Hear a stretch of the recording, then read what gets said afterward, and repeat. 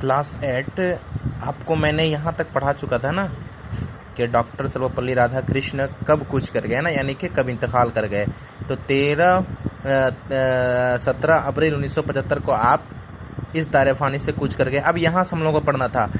अब कहते हैं कि डॉक्टर सर्वपल्ली राधाकृष्ण बेपनाह सलाहियतों के मालिक डॉक्टर राधाकृष्ण एक अनोखे मुअल्लिम थे। उनकी क्लासेस में डिसिप्लिन का पूरा ख्याल रखा जाता था, है ना। आपने 2 अहम किताबें तसनीफ़ की हैं। क्या है? The reign of religion and country philosophy, है ना, और the philosophy of Rabindranath Tagore. इन किताबों और बैनुल अक़वामी जराइद में शाया होने वाले मज़ामीन ने उन्हें बहुत शोहरत बख्शी। कलकत्ता यूनिवर्सिटी में आप रुखसती के वक्त अलविदाई तकरीब के मौके पर आपने तलबा को ये पैगाम दिया था, तुम कामयाबियों की बुलंदी तक पहुंच जाओ, उस वक्त भी अपने कदमों को अपनी हकीकी ज़मीन से मत उखड़ने देना। बाद में आपने इंडियन फ़िलासफ़ी के नाम से भी एक किताब लिखी, जिसमें मुस्तक़बिल की तरक्की याफ्ता हिंदुस्तानी फ़लसफ़े मुआशरे का नज़रिया पेश किया गया था। इस किताब ने सबको अंगुश्ते बेदना कर दिया था। आपकी तसानीफ़ के पेश नज़र हिंदुस्तानी फ़िलासफ़ी आला तालीमी इदारों में एक मज़मून की हैसियत से पढ़ाया जाने लगा।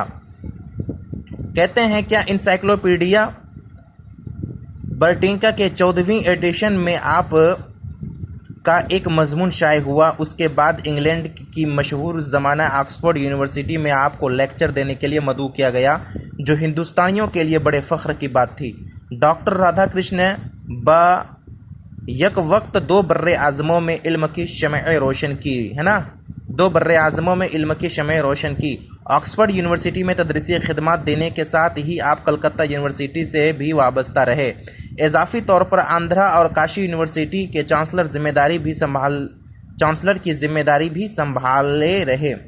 जब 1948 में आज़ाद हिंदुस्तान के पहले वज़ीर आज़म पंडित जवाहरलाल नेहरू ने यूनिवर्सिटी कमीशन कायम किया, तो डॉक्टर राधाकृष्ण ही उसका चेयरमैन मुकर्रर किया गया, है ना। फिर आगे कहते हैं कि 1949 में उन्हें सोवियत यूनियन में हिंदुस्तान के अव्वलीन सफ़ीर की हैसियत से मुकर्रर किया गया। डॉक्टर सर्वपल्ली राधाकृष्ण ने लगभग 20 बरस तक ऑक्सफोर्ड यूनिवर्सिटी में तदरीसी खिदमात अंजाम दी, यानी कि लगभग 20 बरस तक आप ऑक्सफोर्ड यूनिवर्सिटी में पढ़ाते रहे। वहाँ आप हर साल जनवरी से जून तक माह हिंदुस्तानी और आलमी फ़लसफ़े का दर्स देते थे। बरतानिया के वज़ीर आज़म और मारूफ अशाअती इदारे मैकमिलन पब्लिशिंग कंपनी के मालिक हेराल्ड मैकमिलन आपके खुसूसी मद्दाह थे। बिलाशुबा आपकी मुकम्मल शख्सियत और कारगुजारी तालीमी देने दुनिया के लिए बेमिसाल हैं। अगरचे उस वक्त एक तरफ मुअल्लिम की मिसाली समाज का मामार कहा जाता था, तो दूसरी जानिब उसे समाजी और माशी तरक्की की रूह से नज़रअंदाज किया जाता था।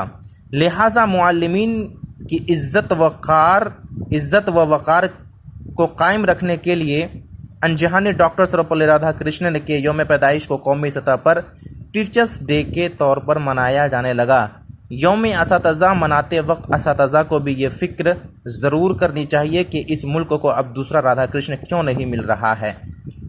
अब यहाँ तक की बात हो गई कि पहली बात थी कि डॉक्टर सर्वपल्ली राधाकृष्ण, तो डॉक्टर सर्वपल्ली राधाकृष्ण की ज़िंदगी के बारे में सारी चीज़ें बता दी कि डॉक्टर सर्वपल्ली राधाकृष्ण कब पैदा हुए, और उनके बाद वज़ीर यानी कि सदर जमहूरिया बनने तक की उनकी कहानी, वो मैंने आपको पहले ही बता चुका था सदर जमहूरिया कब बने। अब फिर कहते हैं कि यौम असातिज़ा क्यों मनाया जाता है, यानी कि टीचर्स डे क्यों मनाया जाता है। तो टीचर्स डे के बारे में कहते हैं, टीचर्स डे किसके नाम से मनाया जाता है, तो टीचर्स डे सर्वपल्ली राधाकृष्ण के नाम से ही मनाया जाता है। तो कहते हैं कि तो सारे लोगों ने मिलकर, सारे मुफक्किरीन और सारे मुअल्लिमीन ने बैठकर ये फ़ैसला लिया, और सब ने बैठकर ये फ़ैसला लिया कि टीचर्स डे अगर मनाया जाए तो सर्वपल्ली राधाकृष्ण के नाम से मनाया जाए, और यानी कि